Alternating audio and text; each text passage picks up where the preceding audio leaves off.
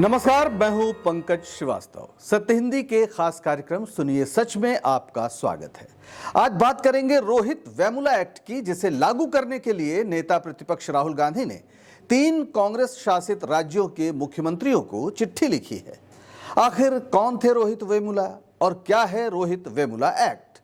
वे कौन से हालात हैं जिसकी वजह से ऐसे एक्ट की जरूरत पड़ी है और क्या इसके बन जाने से उच्च शिक्षा संस्थानों में दलित छात्रों के साथ होने वाला भेदभाव रुक जाएगा? क्या ऐसा भेदभाव करने वाले शिक्षकों और प्रशासन को जिम्मेदार ठहराया जा सकेगा? और क्या राहुल गांधी रोहित वेमुला एक्ट की मांग किसी राजनीतिक उद्देश्य से कर रहे हैं? मिलेंगे इन तमाम सवालों के जवाब अगर आप हमारा ये वीडियो पूरा देखने की जहमत उठाएंगे। तो शुरू करते हैं आज का सुनिए सच। सबसे पहले देखिए ये तस्वीर। ये तस्वीर राहुल गांधी यानी नेता प्रतिपक्ष और साथ में दलित, ओबीसी और जो आदिवासी समुदाय हैं उनके छात्र और शिक्षक भी हैं कुछ, ये सब मिलने पहुंचे थे राहुल गांधी से। संसद में इनके साथ राहुल गांधी की मुलाकात हुई, चर्चा हुई, खास तौर पर जो भेदभाव कैंपसेस में होता है उसे लेकर, यानी जो उच्च शिक्षा संस्थान के परिसर हैं उसमें इन लोगों के साथ जो भेदभाव होता है उसको लेकर बात हुई। और सामाजिक न्याय के लिए आजकल एक बड़ी लड़ाई का ऐलान कर रहे राहुल गांधी ने बैठक के बाद 18 अप्रैल को एक्स पर, यानी जो सोशल प्लेटफॉर्म एक एक्स है जो पहले हम ट्विटर जिसे कहते थे, उस पर इसकी तस्वीरें जारी की, लेकिन साथ में कुछ और भी जारी किया और वो था कर्नाटक के मुख्यमंत्री जो हैं सिद्धारमैया, इसके अलावा हिमाचल के मुख्यमंत्री ये सुखविंदर सिंह सुक्खू और तेलंगाना के मुख्यमंत्री ए रेवंत रेड्डी। इन तीनों लोगों को लिखा पत्र भी उन्होंने जारी किया और इस पत्र में कुछ महत्वपूर्ण घोषणा थी। ये घोषणा क्या थी, इसे जानना बेहद जरूरी है। तो जानते हैं ये घोषणा। राहुल गांधी ने जो पत्र लिखा तीनों मुख्यमंत्रियों को जो कांग्रेस शासित राज्यों के मुख्यमंत्री हैं, उसमें कहा कि रोहित वेमुला एक्ट अब लागू होना चाहिए। और उन्होंने उसमें लिखा कि हाल ही में संसद में मेरी मुलाकात दलित, आदिवासी और ओबीसी समुदाय के छात्रों और शिक्षकों से हुई थी। बातचीत के दौरान उन्होंने बताया कि किस तरह कॉलेजों और विश्वविद्यालयों में जाति के आधार पर उन्हें भेदभाव झेलना पड़ता है। उन्होंने कुछ उदाहरण भी दिए, जैसे उन्होंने कहा कि रोहित वेमुला का नाम लिया, इसके अलावा पायल तडवी और दर्शन सोलंकी का नाम लिया। कहा कि इन जैसे होनहार युवाओं की हत्या स्वीकार्य नहीं है। हत्या कहा है राहुल गांधी ने, इस बात का आप ध्यान रखें। उन्होंने कहा कि यह शर्मनाक है कि आज भी लाखों दलित, आदिवासी और ओबीसी छात्रों को शिक्षा संस्थानों में क्रूर भेदभाव झेलना पड़ता है। और फिर जो उन्होंने पत्र में लिखा उसके बारे में जानकारी दी कि मैं कर्नाटक, तेलंगाना, हिमाचल सरकार से आग्रह करता हूं कि रोहित वेमुला एक्ट लागू करें ताकि कोई भी बच्चा वो नहीं सहन करे जो डॉक्टर BR अम्बेडकर और रोहित वेमुला को सहना पड़ा था।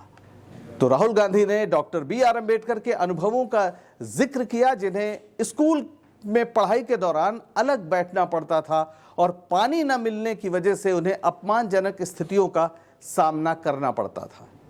ऐसा लगता है कि हालात में बहुत तब्दीली नहीं आई। तो क्या होगा इस रोहित वेमुला एक्ट में, ये भी आप जानना चाहेंगे, तो जाहिर है इस पर भी हम बात कर लेते हैं। ये जो रोहित वेमुला एक्ट बन रहा है उसमें कहा गया है कि प्रवेश से लेकर सुविधाओं और सम्मान तक हर स्तर पर भेदभाव अपराध घोषित किया जाएगा। यानी अगर किसी को प्रवेश देने में कोई भेदभाव किया गया है तो उसको एक अपराध माना जाएगा और दोषियों को SC/ST अत्याचार निवारण अधिनियम के तहत सजा के साथ साथ निलंबन जैसा दंड भी दिया जाएगा। यानी अगर किसी प्रशासनिक अधिकारी या किसी शिक्षक पर यह आरोप सिद्ध हो जाता है कि उसने किसी दलित छात्र के साथ, आदिवासी छात्र के साथ कुछ ऐसा किया भेदभाव, तो फिर उसका निलंबन भी हो सकता है। यह एक जाहिर है रोहित वेमुला के नाम पर है और रोहित वेमुला को आप शायद ना भूले हों। तमाम लोग तो बिल्कुल भी नहीं भूल सकते, क्योंकि उनके लिए ये नाम एक शहीद का है। हालांकि रोहित ने आत्महत्या की थी, लेकिन समता और समानता में विश्वास करने वालों के लिए ये एक सांस्थानिक हत्या थी। यह हत्या हैदराबाद यूनिवर्सिटी के प्रशासन और केंद्र सरकार की संवेदनहीनता ने की थी। आप कुछ तस्वीरें देखिए जिससे आपको अंदाजा लगेगा कि आज से 9 साल पहले क्या नजारा था, क्या मंजर था, माफ करिए, तमाम विश्वविद्यालयों में। रोहित वेमुला की आत्महत्या के बाद चाहे वो जवाहरलाल यूनिवर्सिटी हो, दिल्ली की दिल्ली यूनिवर्सिटी हो, इलाहाबाद विश्वविद्यालय हो, बनारस हिंदू विश्वविद्यालय हो, तमाम विश्वविद्यालयों में रोहित वेमुला के चित्र के साथ बड़ी बड़ी रैलियां उस जमाने में निकाली गई। लोगों ने उस आत्महत्या को सांस्थानिक हत्या करार दिया था और तमाम जो घटनाएं थी उस समय की वो बता रही थी कि कितना ज़्यादा नौजवानों में खासकर आक्रोश था।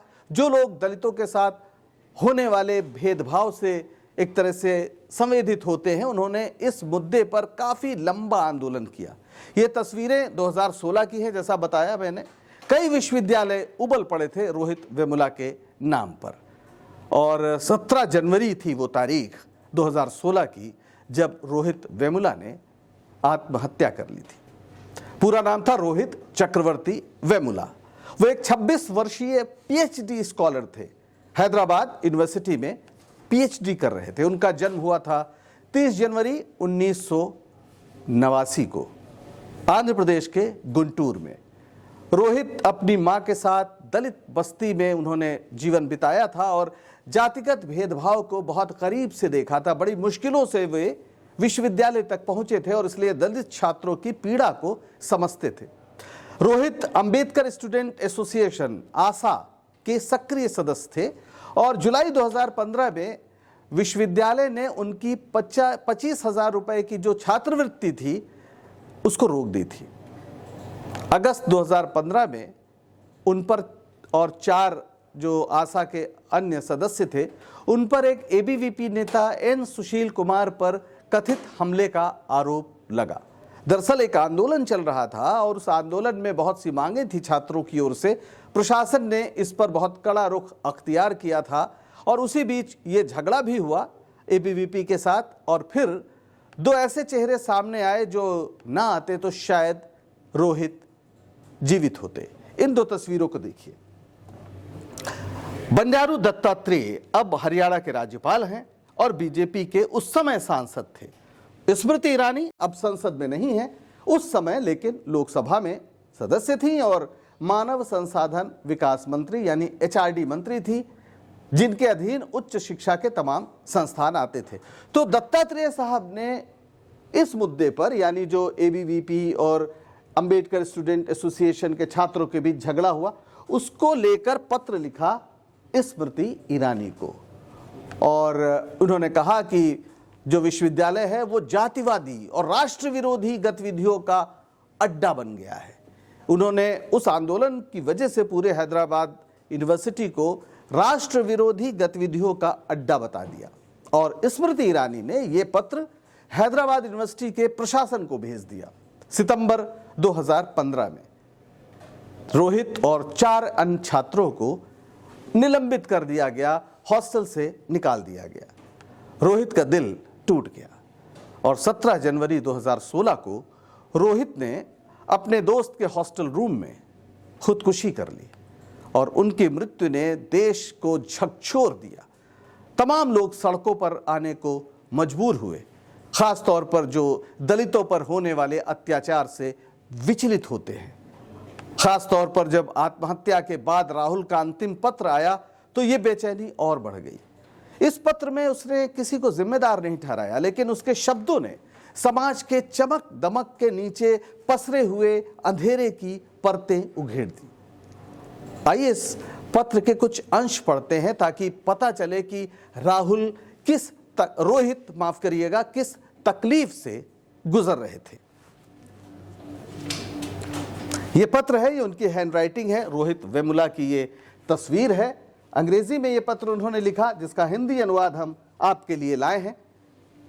उनका एक ऐसा एक वाक्य था, मार्मिक वाक्य जिसको भूलना मुश्किल है। उन्होंने कहा था कि मेरा जन्म एक घातक दुर्घटना है। अपने जन्म को उन्होंने एक दुर्घटना बताया था। और क्या लिखा था पत्र में, कुछ लाइनें, मैं हमेशा एक लेखक बनना चाहता था, विज्ञान का लेखक जैसे कार्ल सागन, लेकिन मेरा जन्म एक घातक दुर्घटना है। इंसान की कीमत उसकी तात्कालिक पहचान तक सीमित कर दी गई है। मैं इस समय दुखी नहीं हूं, मैं खाली हूं। एक तरह से बेजारी, अपनी पूरी जिंदगी से बेजार हो गए और वो ये मान रहे थे कि जैसे एक जो दलित नौजवान है उसका जन्म कोई खुशी की बात नहीं है, वो एक घातक दुर्घटना है। लगभग 10 साल हो रहे हैं, लेकिन ऐसा लगता है कि हालात में बहुत फर्क नहीं आया। जरा इस तस्वीर को देखिए। यह तस्वीर इसी अप्रैल महीने की है, इसी अप्रैल की। यह BHU गेट है, बनारस हिंदू विश्वविद्यालय का जो एक अंदर एक आवास है। वहाँ पर महामना के नाम पर, महामना मदन मोहन मालवीय के नाम पर एक भवन है। उसके सामने धरने पर बैठा शिवम सोनकर। इस नौजवान ने 20 दिन तक धरना दिया, तब उसका एडमिशन हुआ। शिवम UGC के नेट परीक्षा JRF के साथ क्वालिफाई कर चुका था। सामान्य श्रेणी में वो दूसरे स्थान पर था, लेकिन उसे एडमिशन नहीं मिल रहा था। उसे धरना देना पड़ा, उसे लंबे समय तक प्रदर्शन करना पड़ा। और जब ये मुद्दा बहुत गर्मा गया, यहाँ तक कि संसद तक ये मामला गूंजा, तब जाके उसे एडमिशन दिया गया। यानी उसे एडमिशन दिया जा सकता था, तब फिर उसे 20 दिन तक आंदोलन क्यों करना पड़ा? क्या आजादी के 77 साल बाद ऐसा किया जाना सामान्य माना जाए, या फिर कुछ लोगों के लिए दलित उत्पीड़न ही एक सामान्य बात है? बल्कि कहा जाए कि उनके लिए ये एक धार्मिक मामला है। यह सिर्फ एक विश्वविद्यालय का हाल नहीं है, यह समस्या देश के तमाम उच्च अध्ययन संस्थानों में है। वही नहीं, वहां से लेकर गांव के प्राइमरी स्कूलों तक आपको यह देखने को मिलेगा कि दलित छात्रों के साथ भेदभाव, उनके साथ अपमानजनक जाति सूचक भाषा का इस्तेमाल, ये एक सामान्य बात है। और ये सिर्फ उनके सहपाठी नहीं करते हैं, ऐसा शिक्षक भी करते हैं। और इसके लिए कोई दंड नहीं है, जिसे हम इम्प्यूनिटी कहते हैं, यानी उन्हें दंड दिया ही नहीं जाता। दंड तो छोड़िए, इसकी शिकायत दर्ज कराना भी आसान नहीं होता। हाल के दिनों में कुछ बड़े संस्थानों में जो घटनाएं हुई हैं उसका जिक्र कर लेते हैं, ताकि पता चले कि मामला कितना गंभीर है। IIT बॉम्बे में 2023 में दर्शन सोलंकी की आत्महत्या हुई, जातिगत भेदभाव का आरोप।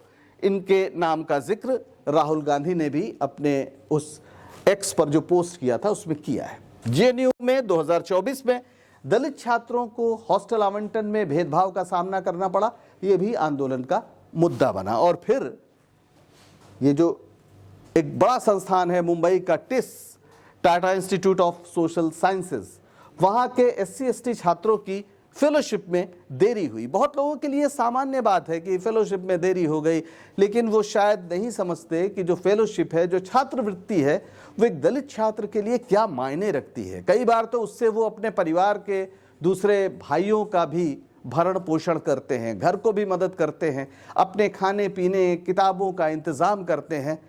कल्पना नहीं की जा सकती, या वो कल्पना नहीं कर सकते जो उन समस्याओं से नहीं गुजरते हैं। ये सिर्फ एक मामला नहीं है। जो कुछ आंकड़े हैं वो भी देख लेना चाहिए। जो SC छात्र हैं उच्च अध्ययन संस्थानों में, वो हैं 15.3%, जबकि 16.6% उनकी जनसंख्या मानी जाती है, यानी अनुपात कम है। वैसे ही जो ST छात्र हैं वो महज 5.8%, जबकि उनकी जनसंख्या के हिसाब 8.6% माना जाता है। OBC छात्र, उनकी भी एक बार देख लेते हैं हम गणना, 36.2% है, जबकि जनसंख्या में जो अनुमान है वो 50% से ज्यादा है। IITs और IIMs में SC/ST छात्रों की हिस्सेदारी क्रमशः 10% और 4%, यानी बेहद कम है। और ये जो सोर्स है, all India survey on higher education है यानी AISHE, ये उसका ये आकलन है, उसके ये आंकड़े हैं जो हमने आपके सामने रखा। एक और देख लेते हैं, UGC की अपनी फाइंडिंग्स है, उसकी रिपोर्ट जो 2024 में आई थी। उसके अनुसार 23% SC/ST छात्रों ने जातिगत टिप्पणियां या बहिष्कार झेला। IITs में 2023 की एक आंतरिक जांच में पाया गया कि 15% दलित छात्रों ने शिक्षकों या सहपाठियों से जातिगत उत्पीड़न का अनुभव किया। हैदराबाद विश्वविद्यालय में 1970 से 2023 तक 12 दलित छात्रों ने आत्महत्या की है। इनमें जो मुख्य कारण है वो भेदभाव से उपजी हताशा माना गया और ड्रॉप आउट दर SC/ST छात्रों का जो है वो सामान्य वर्ग की तुलना में 20% अधिक है। तो जातिगत भेदभाव एक सामाजिक सच्चाई है जो ये आंकड़े बता रहे हैं, और इससे उभरे बिना सभ्य होने का दावा कैसे किया जा सकता है। संविधान में इसीलिए आरक्षण के जरिए SC/ST और OBC समाज के लिए एक व्यवस्था की गई है कि उन्हें शिक्षा से वंचित ना होना पड़े, उन्हें शिक्षा के भरपूर अवसर दिए जाएं, और इसका असर पड़ा है, पड़ रहा है। तो फिर कौन है जो नहीं चाहता कि जब कोई दलित छात्र, आदिवासी छात्र कैंपस में रहे तो वो आत्मसम्मान के साथ ना रहे, उसको लगातार अपमानित किया जाए। वो कोई व्यक्ति है या कोई समूह या फिर एक मानसिकता है जो हजारों साल से हिंदुस्तानियों के दिल दिमाग पर छाई हुई है। मानसिकता को समझना हो तो फिर हमें मनुस्मृति में झांकना पड़ेगा, क्योंकि ये वो धर्म ग्रंथ है जिसने एक तरह से साफ साफ कहा है कि जो शूद्र हैं उनको शिक्षा से वंचित किया जाना चाहिए। क्या कहा है, आइए संक्षेप में समझ लेते हैं। मनुस्मृति का दंश है ये। उसमें कहा गया है कि शूद्रों का मुख्य कर्तव्य द्विजों की सेवा करना है, यानी जो अन्य वर्ण हैं, ब्राह्मण हैं, क्षत्रिय हैं, उनकी सेवा करना है, वैश्य भी हैं। उन्हें शिक्षा प्राप्त करने के बजाय शारीरिक श्रम और सेवा कार्य के लिए नियुक्त किया गया है। ये मनुस्मृति अध्याय 1 श्लोक 91, और भी बहुत से श्लोक हैं जिन्हें देखिए। यदि कोई शूद्र वेदों को सुनता है तो उसके कानों में पिघला हुआ शीशा या लाख डाल देना चाहिए। ये मनुस्मृति अध्याय 4 श्लोक 99 है। और आगे देखते हैं, यदि कोई शूद्र जानबूझकर वेदों को सुनता है, जानबूझकर, तो उसके कानों में गर्म तेल या पिघली धातु डाल देनी चाहिए, यानी उसके कान को पिघली धातु से भर देना चाहिए। यह है मनुस्मृति का अध्याय 8 श्लोक 270।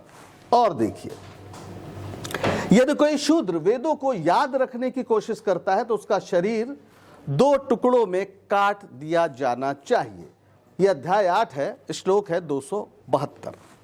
और सुनिए, शूद्र जो वर्ण व्यवस्था के नियमों का उल्लंघन करता है उसे राजा द्वारा दंडित किया जाना चाहिए, जिसमें निर्वासन या मृत्यु दंड भी शामिल हो सकता है। ये अध्याय 9 का श्लोक 248 है। ये वही मनुस्मृति है जिसे सावरकर हिंदू लॉ कहते थे, देश का संविधान बनाना चाहते थे। और सावरकर कौन है? सावरकर वही है जिनकी आलोचना करने के लिए सुप्रीम कोर्ट ने हाल में राहुल गांधी को फटकार लगाई है। बहरहाल इस मसले पर हम अलग से बात करेंगे, लेकिन यह तो याद करना ही होगा कि देश में शूद्र विरोधी मानस गढ़ने वाले इस ग्रंथ को संविधान निर्माता डॉक्टर अंबेडकर ने जलाया था। 25 दिसंबर 1927 को महाड़ में किया गया उनका आंदोलन अब इतिहास में दर्ज है। वे शूद्रों के लिए शिक्षा को सर्वाधिक महत्व देते थे। इस सिलसिले में उनका एक कथन इतिहास के पन्नों से निकलकर देश के गांव-गांव में गूंज रहा है। उन्होंने क्या कहा था, उसको जानिए। शिक्षा वो शेर है जो हर जंजीर को तोड़ देता है। डॉक्टर अंबेडकर की नजर में शिक्षा एक शेर है, यानी जो शिक्षित हो जाता है उसके अंदर शेर जैसी ताकत आ जाती है। जाहिर है ये एक व्यंजना है। इसका मतलब है कि आप निर्भय हो जाते हैं। इसका मतलब है कि आप किसी के भी सामने तन कर खड़े हो सकते हैं। इसका मतलब है कि आप सवाल कर सकते हैं, पूछ सकते हैं कि हमारे साथ ऐसा कैसे हो सकता है। वैसे शूद्रों, दलितों और ओबीसी वर्ग की शिक्षा की राह में बाधा पैदा करने का मतलब है कि देश की बहुसंख्यक आबादी को आधुनिक ज्ञान और कौशल से वंचित रखना। ऐसा नहीं है कि उनके पास ज्ञान और कौशल नहीं है। खेती से लेकर पशुपालन और दस्तकारी से लेकर शिल्पकारी तक भारत ने जो भी उपलब्धियां हासिल की हैं, उसके आधार स्तंभ यही बहुजन समाज के लोग हैं। लेकिन सवाल आधुनिक तकनीक और कौशल से वंचित करना है। इससे न सिर्फ देश का नुकसान हो रहा है, बल्कि समाज के नैतिक पतन की ये गवाही भी है। रोहित वेमुला जैसे छात्रों की आत्महत्या एक ऐसा नुकसान है जिसका आकलन करने के लिए अभी तक कोई तरीका विकसित नहीं हो पाया है। इसे सिर्फ महसूस किया जा सकता है। क्या हमारा समाज इतना असंवेदनशील है कि वो अपनी प्रतिभाओं को उनकी जाति के कारण खो सकता है? बहरहाल एक सवाल फिर भी रह गया, चलते चलते उस पर भी चर्चा कर लेते हैं। ये सवाल है राहुल गांधी से। क्या रोहित वेमुला एक्ट के पीछे कोई राजनीति है?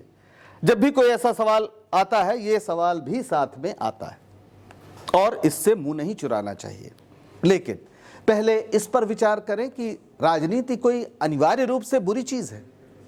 बुरी राजनीति होती तो फिर न चुनाव होते और न लोकतंत्र, न भारत को आजादी ही मिलती।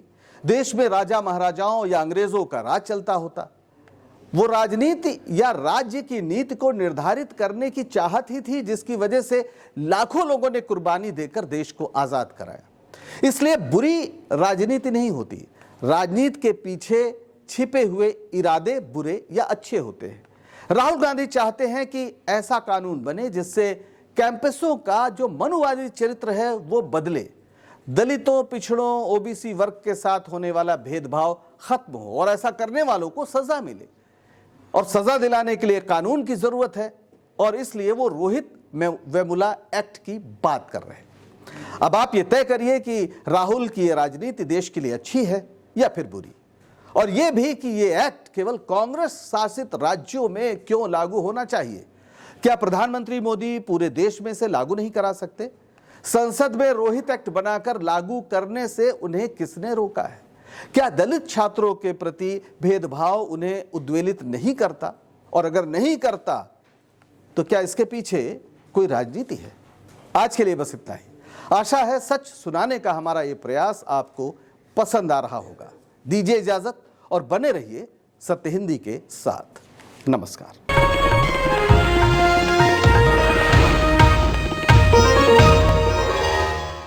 Copyright disclaimer under Section 107 of the Copyright Act 1976. Allowance is made for fair use for purposes such as criticism, comment, news reporting, scholarship, and research.